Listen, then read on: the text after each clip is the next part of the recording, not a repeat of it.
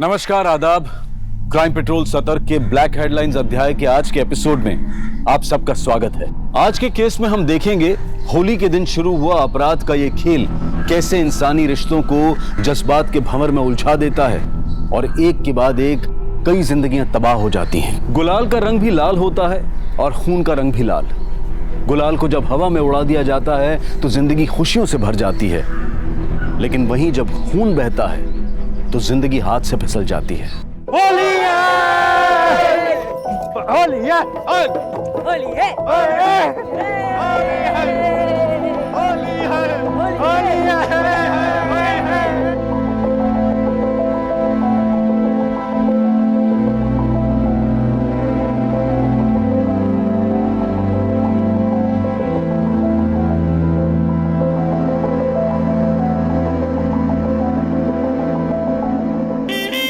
लो बन गई चोरी।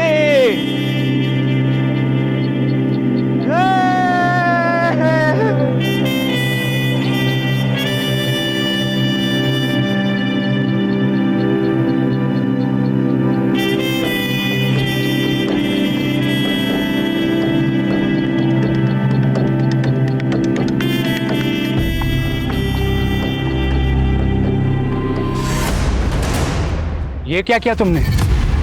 अरे जिससे ब्याह करना होता है ना, उसी के माथे पे गुलाल डालते हैं। तो कर लेंगे ना ब्याह। डरते थोड़ी है किसी से।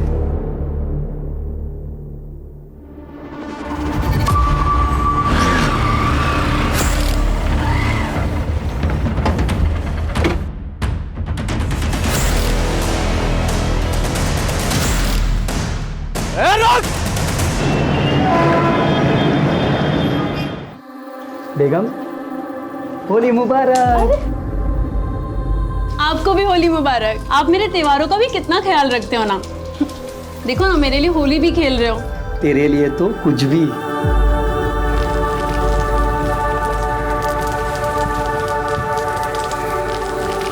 हैप्पी होली। हैप्पी होली चल जा। हैप्पी होली। माँ, छोटा भैया कब आएगा?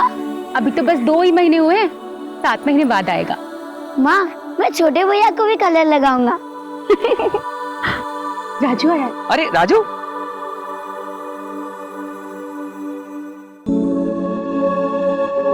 होली की शुभकामनाएं राजू। जीते रहो। होली की शुभकामनाएं साहब। हैप्पी होली राजू। हैप्पी होली सोनू। राजू आपको भी होली की बहुत सारी शुभकामनाएं। तुम अभी भी स्कूल जा रहे हो या चाय के ठेले पे दिन भर काम करते हो? रोज स्कूल जाता हूँ साहब। आपने इतने अच्छे स्कूल में एडमिशन कराया, छुट्टी कैसे मार सकता हूँ? अरे मैं तो भूल ही गया, तुम्हारे इस महीने की फीस जमा करनी थी ना। मैं कल ही जाके देता हूँ, ठीक है? अब बातें हो गई हूँ तो चलो मिठाई खिलाती हूँ। चलो। मिठाइयाँ आ गई हैं इंजीनियर साहब। होली की बहुत बहुत शुभकामनाएं। तुमको भी। हम सब ठेकेदारों की तरफ से जरा मुंह मीठा कीजिए सर। मखीजा जी, आप जानते हैं मैं सरकारी मुलाजिम, ये मैं ले नहीं सकता। साहब, आपकी सख्त रिपोर्ट की वजह से किसी भी ठेकेदार का बिल पास नहीं हो रहा है। हमारे बीवी बच्चे रास्ते पर आ जाएंगे साहब। देखिए मखीजा जी, काम सही कीजिए, रिपोर्ट अपने आप सही बन जाएगी। बस अपना आशीर्वाद हम पे बनाए रखना साहब, वरना क्या वरना? ना मजबूरन हमें कुछ करना पड़ेगा साहब। ये देखिए,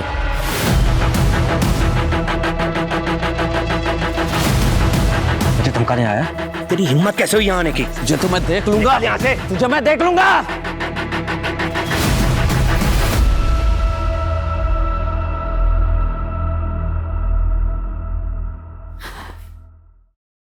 विनय, तुम जानते हो ना मैं रंग नहीं खेलती। मेघला, मैं यहाँ तुमसे कुछ और बात करने आया हूँ। मखीजा आया था।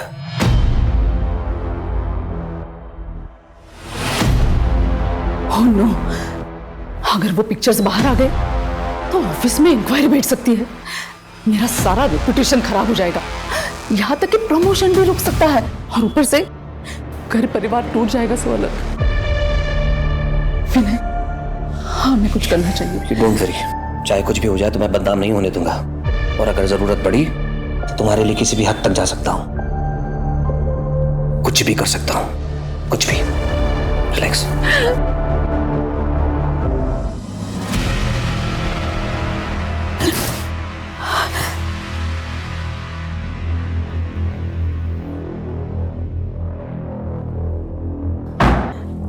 मैं चलता हूं।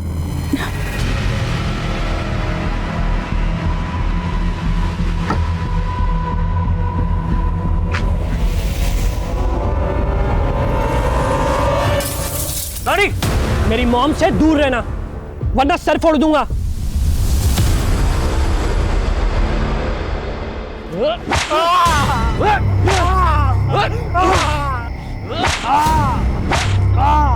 तेरी इतनी हिम्मत, तू मेरी बहन को नजर उठा के देखेगा?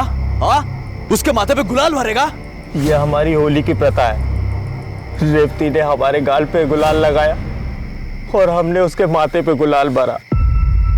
अब हम उससे ब्याह रचाएंगे। क्या बोला तूने?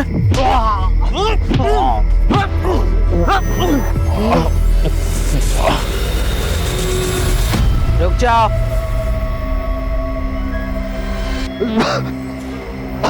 अम्मा, ये हमारे रेवती पर गुलाल डाला है और कह रहा है ना उससे ब्याह रचाएगा। संग्राम, संग्राम, ये उन लोगों की परंपरा है और आज के दिन ना तुम अपने दिमाग को जरा ठंडा रखो। अरे आज होली का त्योहार है। होली खून से नहीं, रंगों से खेली जाती है, समझे? आप सब लोग अपने घर जाइए और खुशी से होली मनाइए।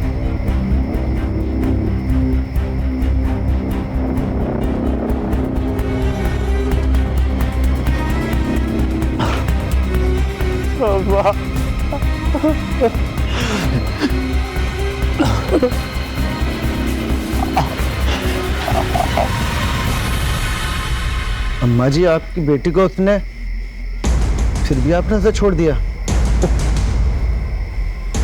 अगला चुनाव विधायक के लिए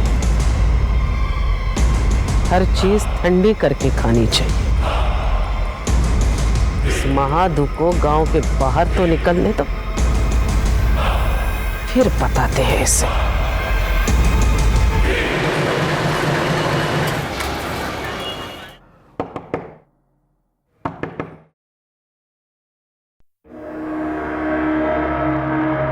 फाइल लागू जीजा जी।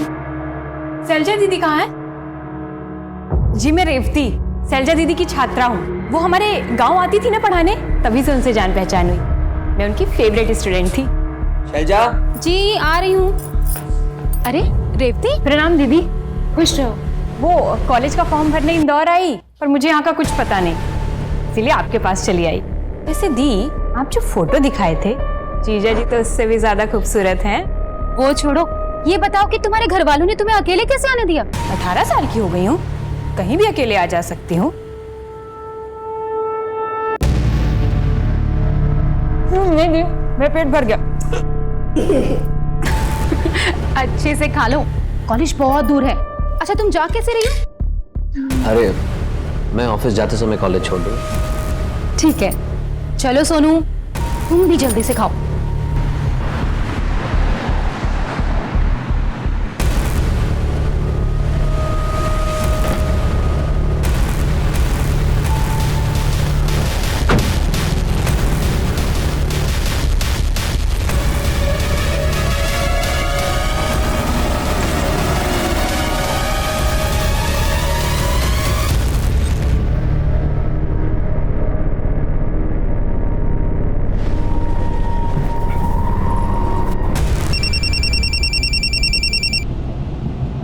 हेलो।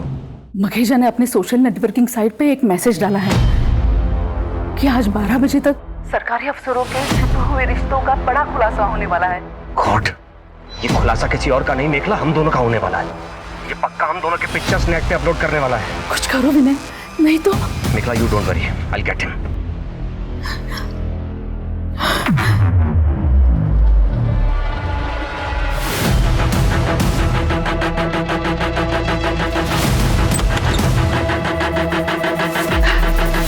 नमस्कार नमस्कार।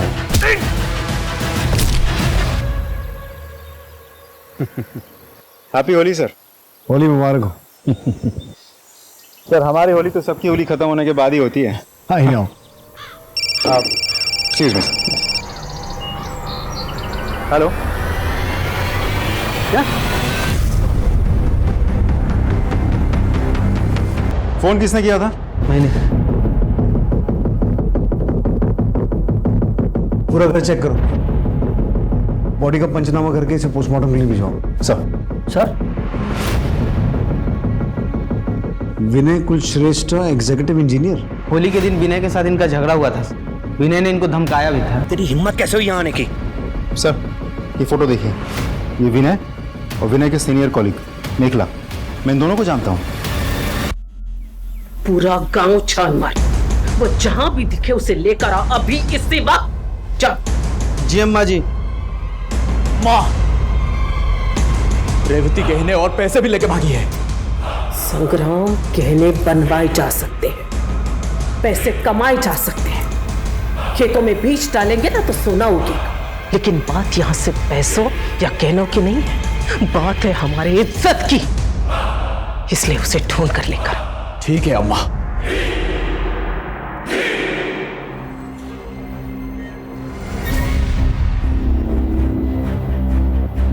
अच्छा, वो पैसे और गहने लेके आई हो? मैं अपने और माँ दोनों के गहने और पैसे लेकर आई हूँ। ये देखो, ये और ये रहे गहने, ये देखो। लेकिन ना इतने सारे गहने यहाँ रखना ठीक नहीं होगा। मैं काम करता हूँ, ये सारे गहने बेच के ना पैसे लेके आता हूँ, फिर तुम्हारे नाम से बैंक में एक खाता खोलेंगे और सारे पैसे उसमें जमा कर देंगे।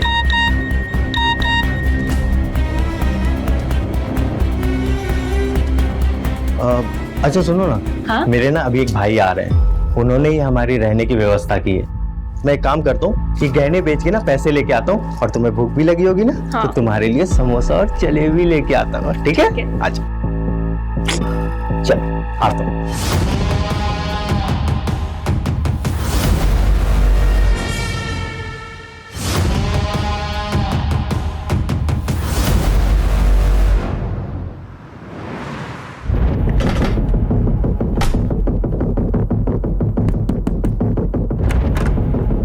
सर आप विनय कहाँ है? ऑफिस गए हैं। क्यों सर, क्या हुआ? वो ऑफिस पहुंचे नहीं, उससे पहले ही कहीं और चले गए। आपको मालूम है कहाँ गए? मुझे नहीं पता सर, मैं तो खुद सुबह से टेंशन में हूँ। उन्हें कई बार फोन मिलाया पर उनका फोन ऑफ जा रहा है। वो कभी ऐसा नहीं करते, मगर आप लोग उन्हें क्यों ढूंढ रहे हैं? ठेकेदार मखीजा का मर्डर हुआ और वहां से विनय का आईडी और मखीजा के फोन में विनय की ये फोटो मिली।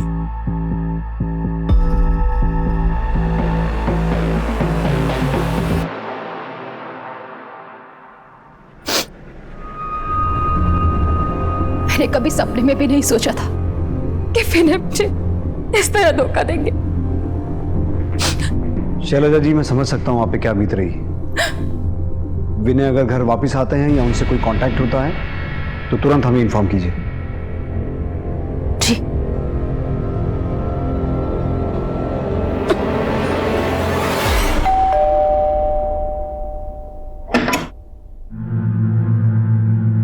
माधु ने भेजा है। जी आइए।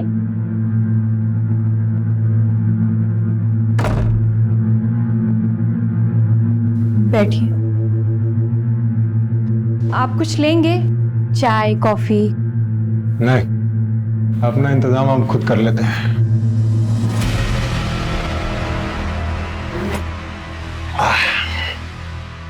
अरे तुम खड़ी क्यों?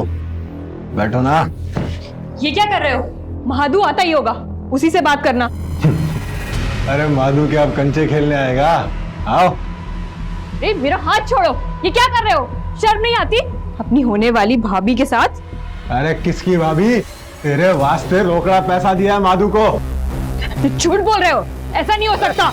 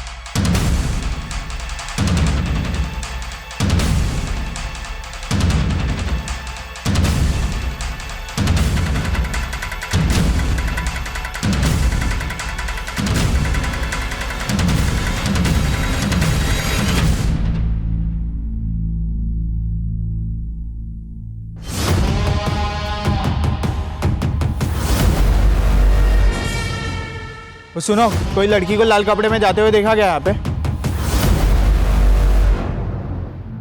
हाँ, अभी अभी एक लड़की ऑटो में बैठकर उस तरफ गई है।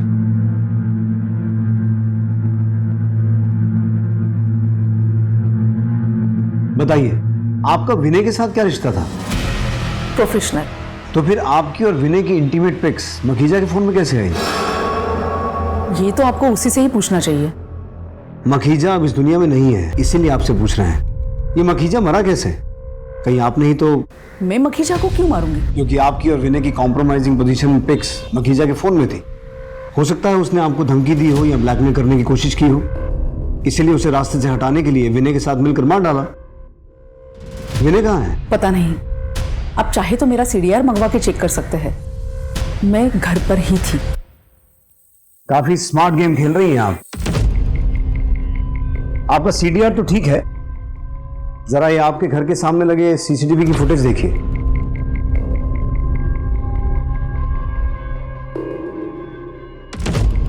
आपके बेटे रोनी की विनय के साथ क्या दुश्मनी थी? पता नहीं किसकी नजर लग गई मेरी बेटी की गृहस्थ जीवन में। ये सब कैसे हुआ बेटा? मुझे तो खुद कुछ समझ नहीं आ रहा माँ। सुबह तो ये ऑफिस के लिए निकले थे और रेवती को कॉलेज छोड़ना था। रेवती कौन है? नानखेड़ा से आई थी माँ। नानखेड़ा?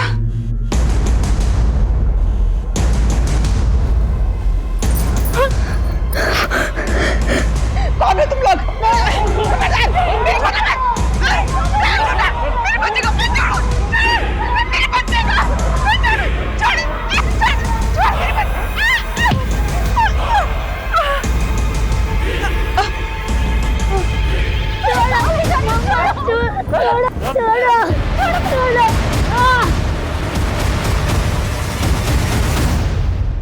रोनी, विनय कहाँ है?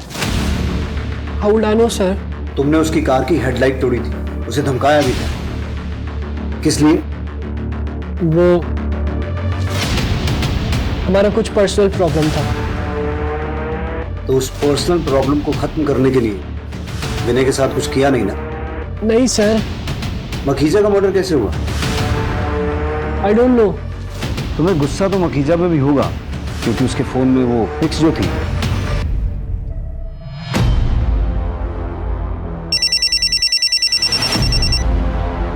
हेलो, मेरे बच्ची को उठा के ले गए साहब। कौन लोग थे? बड़े अजीब लोग थे, मुंह पर कपड़ा बांध रखा था। मैं उन्हें पहचान नहीं पाई। रेवती के बारे में पूछ रहे थे। रेवती कौन? किसी नानखेड़ा गांव से आई थी। दामाद जी उसे कॉलेज छोड़ने गए थे। दामाद जी तब से ही गायब है। मेरे बाल बच्चे बहुत खतरे में हैं। उनकी जान को खतरा है साहब। आप उनकी मदद कीजिए जल्दी। मेरी बेटी पेट से है।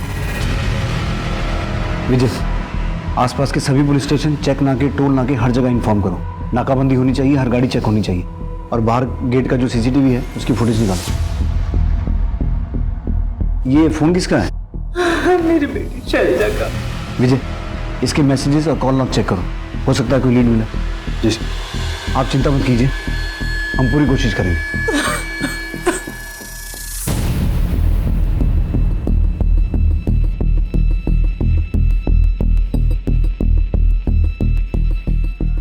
पहले मखीजा का मर्डर हुआ और अब विनय के बीवी और बेटा। कहीं ये सब विनय का किया धरा तो नहीं है? मखीजा का मर्डर करके अपनी फैमिली को यहां से निकाल के धीरे धीरे गायब होने की कोशिश कर रहा। रेवती नानखेड़ा गांव से थी और ये लोग भी गांव खेड़े के ही लग रहे हैं, चेहरे ढके हुए हैं। कहीं सबके तार रेवती से जुड़े तो नहीं है? विजय, नानखेड़ा पुलिस से रेवती के बारे में और जानकारी निकालो। सर, एक चीज नोटिस की आपने? दिखाता हूँ। ये देखिए, गाड़ी में नंबर प्लेट ही नहीं है। जितने भी चेक नाके हैं सबकी सीसीटीवी फुटेज चेक करो। देखो ये गाड़ी कौन कौन से रास्ते से होकर गुजरी है। साहब,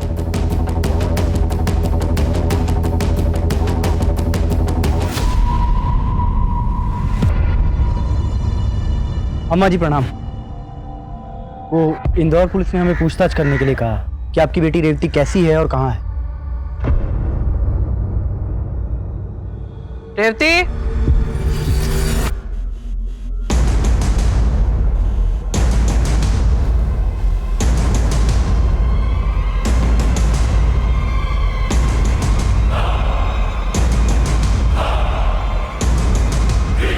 ये रही रेवती। दरोगा तुमसे मिलना चाह रहे थे, पूछ रहे थे तुम हो कैसे। ठीक हो ना तुम? हो गई तसल्ली? जी अम्मा जी, हो सकता है इंदौर पुलिस वालों को कोई गलतफहमी हो गई है। ठीक है, चलता हूँ। प्रणाम।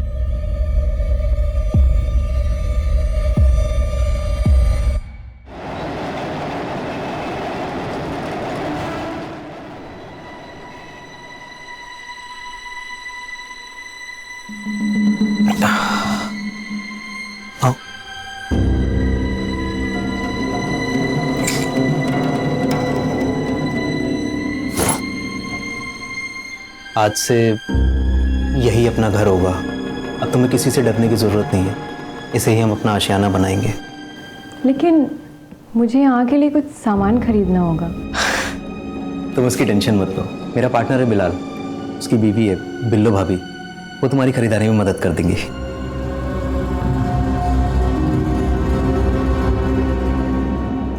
वक्त गुजरता गया। पुलिस उधेड़बुन में थी कि आखिर विनय, उसकी पत्नी शैलजा और बेटा सोनू कहाँ है, चाय क्या है। तहकीकात में कुछ दिन गुजर गए। बहुत सारे सबूतों की और संदिग्धों की जांच पड़ताल की गई, लेकिन सारे सवाल वैसे के वैसे थे। न मेखला कुछ बोल रही थी और न ही रोनी। अब तो इंदौर और उसके आसपास के क्षेत्रों में सबकी जुबान पर सिर्फ एक ही सवाल था कि मखीजा का हत्यारा कौन था, विनय और उसके परिवार के साथ क्या हुआ। क्या वो कहीं भाग गए थे या उन्हें अगवा किया गया था, या फिर वो जिंदा भी थे या नहीं। सर, शैलजा के मोबाइल पे रेवती का एक मैसेज आया। मैसेज में लिखा है, दीदी मैं बहुत परेशान हूँ, बहुत मुसीबत में हूँ, प्लीज मुझे बचा लो। रेवती। कहीं ये वो नानखेड़ा वाली रेवती तो नहीं है? नहीं सर, ये कोई और रेवती है, क्योंकि नानखेड़ा वाली रेवती अपने घर पे है। और वैसे भी ये मैसेज मुंबई के मोबाइल नंबर से आया है। तो मुंबई पुलिस से कांटेक्ट करो और उन्हें रेवती और इस केस की पूरी जानकारी दो। सर, विनय ने उस दिन रेवती को कॉलेज के बाहर छोड़ा था ना? जी सर। उस दिन की CCTV footage I? Yes sir. ये कॉलेज गेट की सीसीटीवी फुटेज है।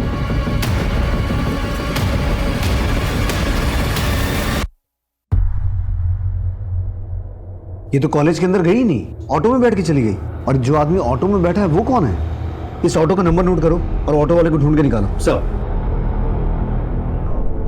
हाँ सर, इस लड़की को मैंने नए बाजार में छोड़ा था। ऑटो में बैठा ये लड़का कौन था? सर, बातों से तो लग रहा था इसका दोस्त था। विजय, इस फुटेज से रेवती की फोटो लो। सर।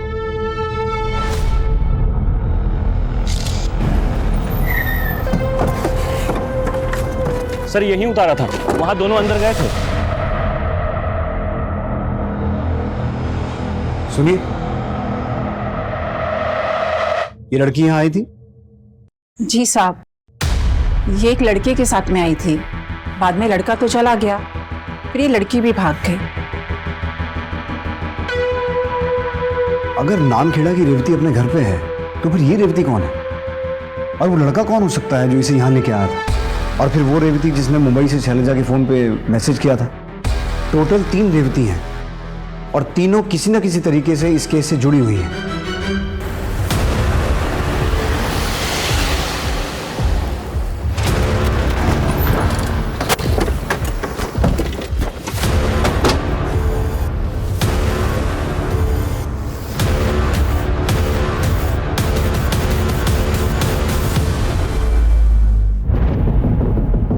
सर ये देखिए, चाकू से कई बार वार किया गया सर। आसपास चेक करो, देखो शायद कोई क्लू मिले। सर। Lucky Taylor.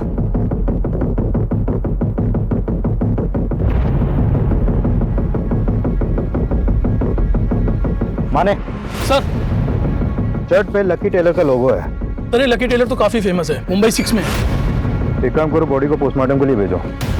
टेलर से चल के बात करते हैं। सर। मुंबई में अचानक मुंबई पुलिस को एक अनजान आदमी की लाश मिलती है और सवाल ये उठता है कि क्या इस केस के तार भी इंदौर केस से जुड़े हुए थे। इंदौर पुलिस पहले ही मखीजा की हत्या, विनय और उसके परिवार की गुमशुदगी और 3 रेवतियों की गुत्थी सुलझाने में जुटी हुई थी। क्या मुंबई में मिली अनजान लाश इन सभी केसेस को और भी पेचीदा बना देने वाली थी, या फिर अभी एक ऐसा सच सामने आने वाला था जो इन सभी समीकरणों को बदल देने वाला था?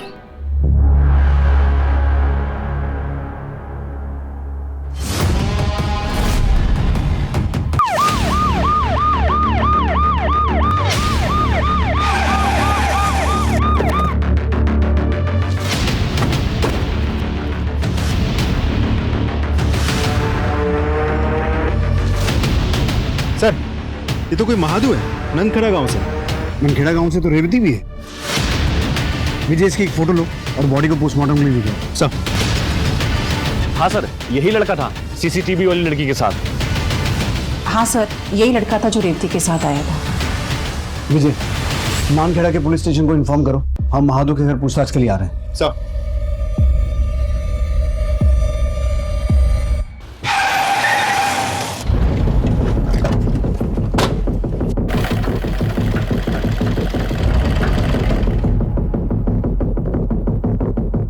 हमें मालवानी के पास एक लाश मिली है जिसकी शर्ट पर आपकी दुकान का टैग है। जो भी शर्ट आप बनाते हैं उन सभी शर्ट्स पर 3 अलग अलग रंगों के बटन लगाते हैं आप? नहीं साहब। तो फिर ये क्या है? ये तो बिलाल। कौन बिलाल? इलेक्ट्रिशियन है, उसी ने तो हमारे दुकान का फिटिंग किया था, उसे ही ये सब शौक है। कहाँ रहता है ये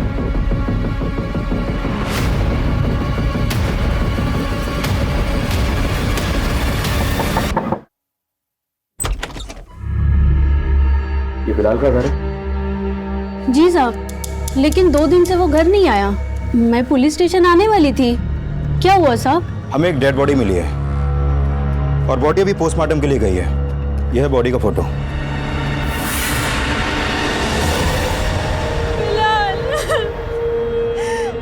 ये क्या हो गया? संभालिए अपने आप को। देखिए, हम आपका दुख समझते हैं लेकिन तहकीकात तो करनी होगी। अच्छा, एक बात बताइए, बिलाल की किसी से कोई दुश्मनी थी? मतलब किसी से कोई झगड़ा कभी? नहीं साहब, अपने काम से काम रखता था। ये बिलाल काम क्या करता था? उसका कोई दोस्त था जो उसके ज्यादा करीब हो? हाँ साहब, वो पिछली गली में शाम रहता है ना, उसके साथ काम करता था।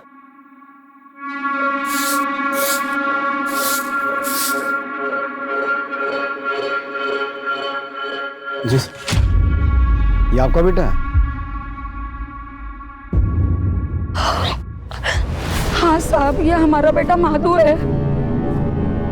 इसकी गलत हरकतों के कारण मैंने इसे घर से निकाल दिया था साहब। क्यों? ऐसा क्या हुआ?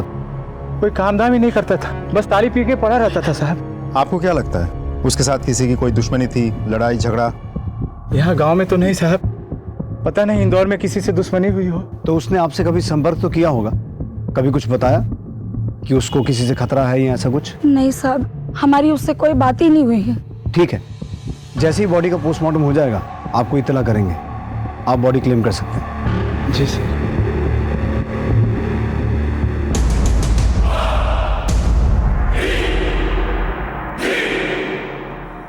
मुझे कुछ तो गड़बड़ लग रही है। अजय, इनके घर पर नजर रखना और गांव में महादू के बारे में और पता करो। जी सर। अच्छा, ये रेवती भी इसी गांव की है ना? जी सर, वो घर पे ही है, मैंने खुद जाके चेक किया। ठीक है, आपको और कोई भी इंफॉर्मेशन मिले हमारे साथ शेयर कीजिए। सर। यही घर है साहब, वो शाम का यही घर है। यहाँ तो ताला लगा हुआ है। थोड़ा सा सर। लगता है घर खाली करके ये लोग कहीं चले गए। पूरे घर की तलाशी लो। सर। उधर चेक करो तो।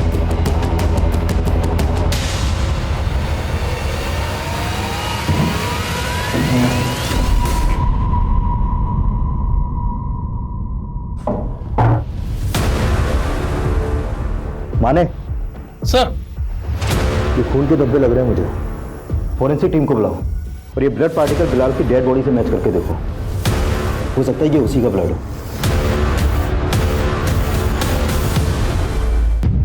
दाल में कुछ काला तो है। पहले मखीजा का मर्डर हुआ, फिर विनय गायब हुआ, सोनू और शैलजा गायब हुए, फिर महादू की हत्या हुई और अब ये 3 रेवती। सर, एक बात मुझे बहुत खटक रही है। अगर मखीजा का हत्यारा विनय है तो क्या मखीजा की हत्या का बदला लेने के लिए किसी ने विनय के परिवार को किडनैप किया, या फिर विनय ने खुद अपने परिवार को किडनैप करवाया और बाद में सब गायब हो गए? अब ये विनय हत्यारा है या खुद विक्टिम है? ये भी तो हो सकता है कि मखीजा का मर्डर किसी और ने किया और विनय को उसके परिवार के साथ किसी और ने किसी और वजह से अगवा किया। पर वो है कौन? और इन 3 रेवती का इस केस से क्या कनेक्शन है? रेवती और शाम के रूम में मिले खून के धब्बे आपके पति बिलाल के ही हैं। साहब, ये रेवती और शाम ने मेरे शौहर को मारा है। आप इन दोनों को जेल में ठूस दो। हमने शाम का फोन सर्विलेंस पे डाल दिया है। जैसे वो फोन ऑन करेगा पकड़ा जाएगा। आपके पास रेवती का कोई नंबर है? नहीं साहब। ये बात समझ में नहीं आ रही है। ये रेवती है कौन, ये आई कहाँ से, और इसका इंदौर की शैलिजा से क्या रिश्ता है? एक मिनट।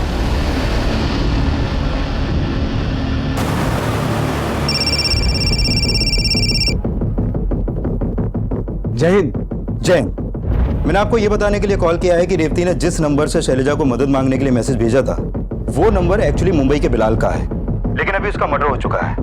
और बिलाल के मर्डर में हमारे सस्पेक्टेड क्रिमिनल बिलाल का एक दोस्त है श्याम, और उसकी गर्लफ्रेंड रेवती है, और अभी ये दोनों ही फरार हैं। मैं आपको शैलिजा केस से जुड़ी रेवती की फोटो दिखाता हूँ, आप देख के बताइए कि बिलाल केस से जुड़ी रेवती सेम है या अलग है। ये देखिए, ये देखिए, यही वो रेवती है जो श्याम के साथ रहती थी। हाँ हाँ सर, यही है रेवती, और इन दोनों ने ही मिलकर मेरे पति को मारा है। तो शैलिजा के घर आई रेवती ही मुंबई गई थी, इसका मतलब है रेवती नंबर 2 और 3 सेम है, लेकिन इस रेवती को इंदौर में महादू के साथ देखा गया था। तो क्या इसी रेवती ने महादू की हत्या की यहाँ इंदौर में, और वहां मुंबई जाके बिलाल की हत्या की? खैर, आपको अगर रेवती मिलती है तो हमें इन्फॉर्म कीजिए। श्योर। जय जय। Excuse me. हेलो। हाँ, very good, thank you sir. आपका शक बिल्कुल सही निकला। माखीजा के मोबाइल में विनय और मेखला के जो पिक्चर्स मिले थे, वो हमारी टीम ने बहुत डिटेल में स्टडी किया। उसमें माइक्रो लेटर्स में उस मोबाइल कंपनी का वाटरमार्क है जिसमें पिक्चर्स खींचे गए थे। सर, माखीजा का मोबाइल किसी और कंपनी का था, लेकिन पिक्चर्स खींचने वाले ने ब्लूटूथ के जरिए पिक्चर्स ट्रांसफर किए थे, इसलिए ज़्यादा कुछ पता नहीं चल पा रहा था। पिक्चर्स क्लिक किसने की? मेखला के ड्राइवर ने। तुम मेखला के ड्राइवर हो? जी सर।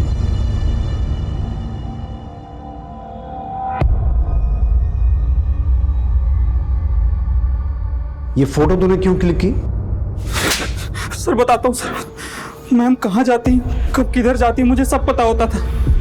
मखीजा सर ने मुझे पैसे दे के बोला मेखला मैम पर, विनय सर पे तुम नज़र बनाए रखो, उन्हें ही सर अपने ठेकेदारी में इस काम की ज़रूरत थी। सर मैंने चुपके से दोनों का फोटो क्लिक किया और मखीजा सर को दे दिया। सर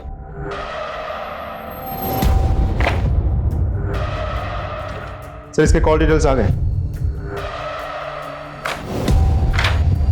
जिस वक्त मखीजा का मर्डर हुआ था तो उसके घर के आसपास क्या कर रहा था? कहीं तूने ही तो मखीजा का मर्डर नहीं किया? नहीं साहब, मैं तो मेखला मैम को लेके गया था। लेकिन सर, मखीजा के मर्डर के समय मेखला का फोन तो उनके घर पे था। मेखला का फोन घर पे था, मेखला घर पे नहीं थी। कहाँ गई थी आप? मैं अपने घर पर ही थी। आपके ड्राइवर ने बयान दिया है कि उस दिन वो आपको मखीजा के घर लेके गया था। मेखला जी, आपके घर से लेकर मखीजा के घर तक जितने भी सीसीटीवी कैमरा हैं, हमने सबकी फुटेज मंगवाई है। किसी न किसी सीसीटीवी में आप कैप्चर हो जाएंगी। आप पढ़ी लिखी महिला हैं, यहाँ तो बड़े बड़े क्रिमिनल्स पुलिस की मार सह नहीं पाते और सच उगल देते हैं। अब सोच लीजिए आपका क्या होगा। यहाँ तो बड़े बड़े क्रिमिनल्स पुलिस की मार सह नहीं पाते और सच उगल देते हैं। अब सोच लीजिए आपका क्या होगा। नीतू, इन्हें तब तक मारो जब तक ये सच न बोले। मैं सब सच बताती हूँ। आई एम सॉरी, मैंने मखीजा को जानबूझकर नहीं मारा। उसने दोपहर 12 बजे सोशल नेटवर्किंग साइट पे हमारे पिक्चर्स वायरल करने की बात लिखी थी। मैं डर गई थी। उससे यही रिक्वेस्ट करने के लिए मैं उसके घर पर गई, लेकिन उसने वहां बदतमीजी की। मैं बहुत गुस्से में आ गई और वहां पर पड़ा एक फ्लावर वास उठाया और उसके सिर पे मारा। जख्म बहुत गहरा था और मखीजा डर गई थी। मेरे समझ में नहीं आ रहा था कि मैं क्या करूं। मैंने जैसे तैसे अपने आप को कंट्रोल कर लिया, ये सोच लिया कि जो होना था सो हो गया। मुझे एक आइडिया आया, अगर इस मर्डर का ब्लेम विनय पे आता है तो उसकी वाइफ को हमारे रिश्तों के बारे में पता चलता और वो उसे छोड़ देती, फिर मैं विनय के साथ शादी कर पाती। मैंने विनय को प्रमोशन देके उसके लिए एक आईडी कार्ड बनवाया था। उसे सरप्राइज देना चाह रही थी, तो वही आईडी कार्ड मैंने मखीजा के डेड बॉडी के पास रखा। आपने अपने ही बॉयफ्रेंड को मर्डर केस में फंसाने की कोशिश की? वो तो बस थोड़ी दिनों के लिए ही फंसा ना, क्योंकि वहां पर ना तो विनय के फिंगरप्रिंट्स थे और ना ही कोई सबूत था, क्योंकि विनय वहां पर गया ही नहीं था और उसने मर्डर किया ही नहीं था, तो वो बस थोड़े दिन में ही बच निकलता। अभी कहाँ है विनय? यही तो समझ में नहीं आ रहा है सर, लेकिन पता नहीं क्यों मेरा मन कर रहा है कि विनय खतरे में है। प्लीज उससे बचा लीजिए। कहीं ऐसा तो नहीं कि इतना कुछ होने के बाद भी विनय ने शादी से मना कर दिया और आपने उसे मार डाला और उसके परिवार को अगवा करके उनके साथ भी कुछ भला बुरा किया? मैंने सिर्फ मखेजा को मारा है और वो भी एक्सीडेंटली। अलग अलग हादसों से जुड़ी रेवती नंबर 2 और रेवती नंबर 3 अलग अलग नहीं है, बल्कि एक ही रेवती है। इस हैरत अंगेज सच के सामने आने से इस केस में एक बड़ा उलटफेर हो गया। सारे बिखरे हुए पहलू एक दूसरे से जुड़ गए और होली के दिन शुरू हुई अपराधों की एक कड़ी पुलिस के सामने खुलने लगी। अब जरूरत थी उन सभी अपराधियों को पकड़ने की, विनय और उसके परिवार को बचाने की। पुलिस तुरंत एक्शन में आ गई। मिशन रिस्की था, लेकिन रिस्क तो पुलिस की ड्यूटी का एक अहम हिस्सा है। और इसी दौरान पुलिस को एक अहम खबर मिली।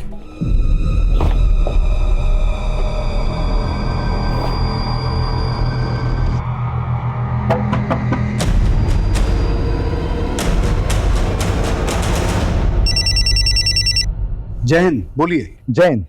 हमने रेवती को पकड़ लिया है। रेवती, तुम्हारे चक्कर में इतने सारे कांड हो गए, अब सब कुछ साफ साफ बताओ। तुम दोनों ये बताओ कि बिलाल को क्यों और कैसे मारा?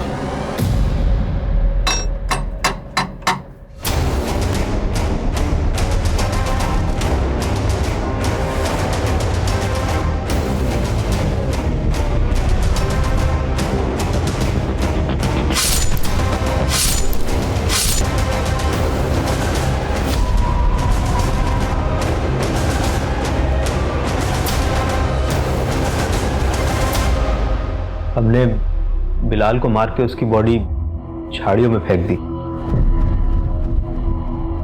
तुम नामखेड़ा के महादू के साथ यहाँ इंदौर में क्या कर रही थी और शैलजा के घर कैसे पहुंची?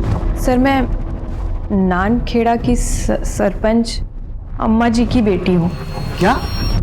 जी।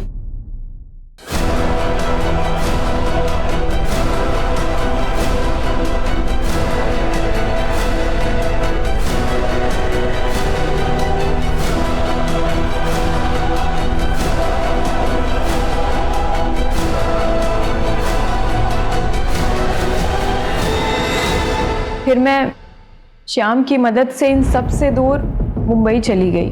तो तुम सिर्फ थोड़ी देर छिपने के लिए शैलजा के घर गई थी और फिर मुंबई चली गई। यहाँ पहले विनय गायब हुआ, फिर शैलजा और सोनू गायब हुए, महादू का मर्डर हो गया। क्या शैलजा दीदी की पूरी फैमिली गायब हो गई? हे भगवान, कहीं मेरी अम्मा जी को ये पता तो नहीं चल गया कि मैंने उनके घर में आश्रय लिया था और अम्मा जी ने ही तो उन्हें।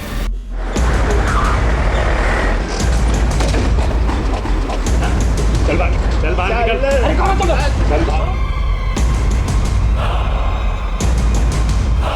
रेवती कहाँ है? उसे तो मैंने कॉलेज के गेट पे छोड़ दिया था। मुझे कैसे पता होगा कि वो कहाँ?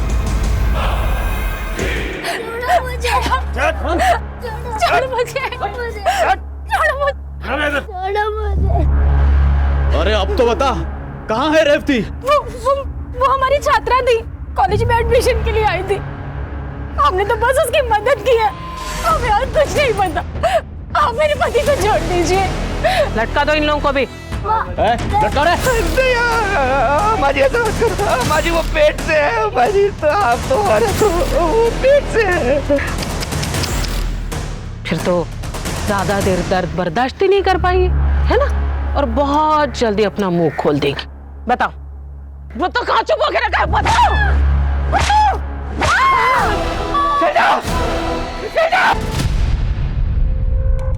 इसका तो खून आ गया रे। मतलब तेरा बच्चा दुनिया में आने से पहले चल जा। अरे अब तो बता कहाँ है रेवती? नहीं पता। रेवती बता कहाँ है? नहीं पता।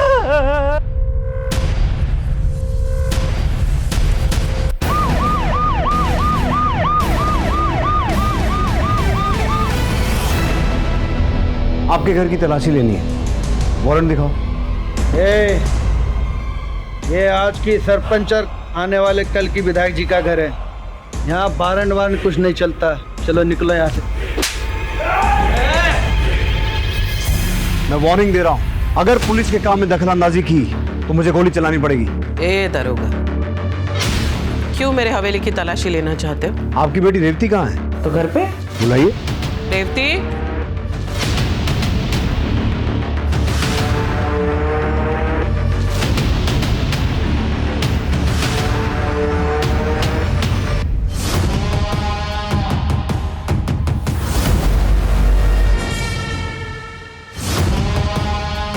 ये है ना आपकी बेटी रेवती। आप समझिए आप कि आपके घर की तलाशी क्यों लेनी थी। तलाशी लो पूरे घर की। सर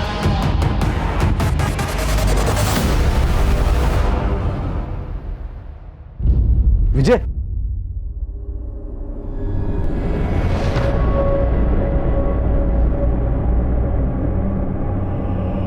बच्चा जिंदा है। सुरेश, इसे हॉस्पिटल लेके जाओ जल्दी।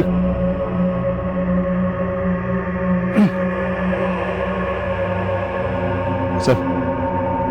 दीदी, दीदी,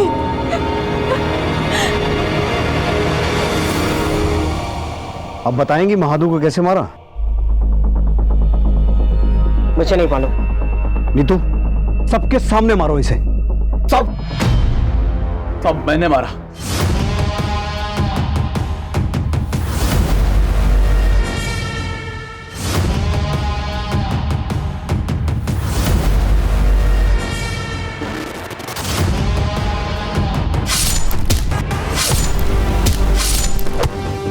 हमारे खानदान की इज्जत का सवाल था, इसलिए मार दिया। अजय, अंदर डालो इन्हें और इतना मारो कि सपने में भी लॉकअप दिखाई दे, क्योंकि ये सिर्फ खूनी और अपराधी नहीं है, वैसी है जिन्होंने एक गर्भवती महिला के साथ ऐसा अत्याचार किया है कि उसके पेट में पल रहा बच्चा भी मर गया। और अम्मा जी, पूरी कोशिश करूंगा कि कानून आपको कम से कम फांसी की सजा तो दे।